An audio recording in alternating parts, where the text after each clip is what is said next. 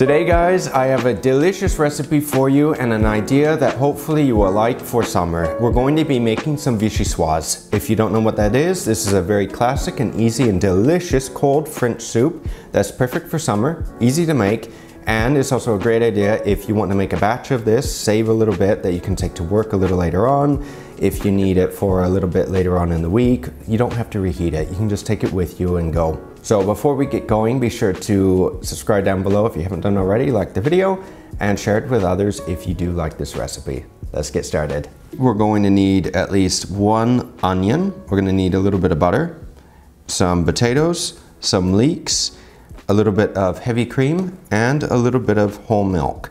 And then for garnish, either you can use a little bit of parsley or a little bit of chives, just something to give it a little bit of color. First, I'm going to prep my onion. I'm going to cut this into small dice. The smaller you cut it, the faster it cooks. If you cut this into like mirepoix size, it doesn't really matter because at the end we're going to blend it. It just depends on how fast you want to make this. Now with the leeks, we only want the white bit, so about here to around here, because this is the sweetest part of the leek. The rest of it, we don't want to throw away. You can save the rest of this to make stock a little later on. And because the leek has a lot of dirt in it, as you see here, we want to, after we cut this up, we want to give this a good wash before we add this to our soup. So we're going to cut more or less about here. Save that for stock. And then we're going to take the leek just like this, cut down the length of it, then it'll open up, flip it over, and start slicing into more or less a 1/4 inch, 1/2 inch or so size pieces, and then it'll be easier to wash. Now I'm going to peel the potato skins off, and if you do happen to have a potato that has a lot of bruises on it, cut it off or peel it off. We don't want any bruises on the potatoes. And if they are starting to grow a few eyes as well, then take them off because this is a sign that they're going a little old. And green potatoes are not good for you. Even though that this soup has a French name, it was actually created in, I think it was 1917 in New York City at the Ritz-Carlton by Chef Louis Diat, if I pronounce his last name right. He took the inspiration on from when he was a little boy in France, in Vichy, which is actually a little town very close to where I was living in Lyon, France.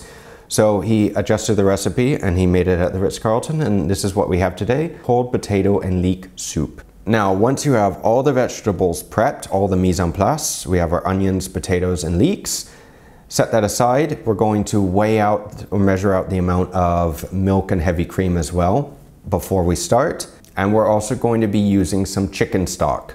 This is important. You can substitute the chicken stock for vegetable if you want to make this 100% veggie, or if you don't want to use anything at all, you can use water. But if you use a stock, it enhances the flavor.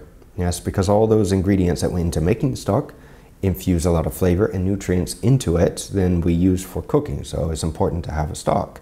Now I'm going to get a wide-based pot. Why am I using such a big pot? Because the bigger it is, the wider it is, the faster everything's going to cook because there's contact with the bottom of the pan. I'm going to put in my butter first, wait until it melts a little bit, then I'm going to add the onions, and then I'm going to add the leeks. Now we want to cook the leeks and onions as much as we can. I'm going to put the lid on because this is going to cook faster if we cook with the lid instead of without it. And we want the leeks and onions basically to be falling apart. Now we're going to add in the potatoes. I'm going to cook these for a few minutes, and then I'm going to add the chicken stock. And we're going to cook the soup until the potatoes are fully done. You'll be able to take a toothpick or a knife and easily skewer one of the potatoes, or the largest potato in the pan. Then we're ready to add the cream. We're gonna add the cream and the milk in, and we're going to blend it while it's on the fire. Blend it for at least a minute or two to allow everything to be fully blended with the hand wand. If you need to put this into an actual blender or a Thermomix, that's fine, but make sure that it's fully blended.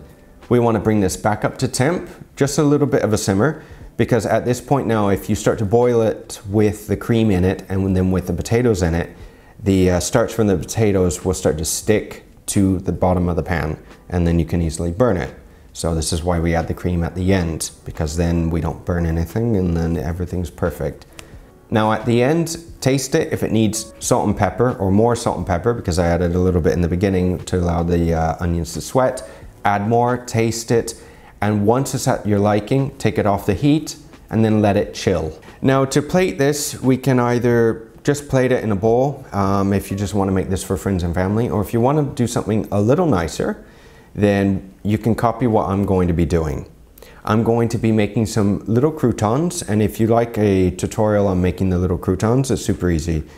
You get a little piece of bread, a little baguette, you freeze a section of it because when it's frozen it's easier to actually cut, and then we're going to cut it as thinly as possible. You lay that on some parchment paper on a little tray with a little bit of olive oil and salt into the oven, and then after a minute or two, or after, you know, until it's a little golden brown, take it out and you're done. I'm gonna get a little bowl, I'm gonna get a little bit of creme fraiche, I'm gonna make a little quenelle in the middle, I'm gonna add the soup into the bowl, not that much, and then I'm just going to season with a little bit of olive oil around the edges, a little bit of parsley, or if you have some chives, you can substitute, and I'm going to add the crouton on top, and there you have a very beautiful and delicious Vichyssoise that will impress any family or friends. It's something easy that you don't have to think about. You make this once during the week, you leave it in the fridge for 3 to 4 days, and you have at least 3 to 4 days worth of soup. So it's a very easy and tasty idea, especially for summer, when literally even now,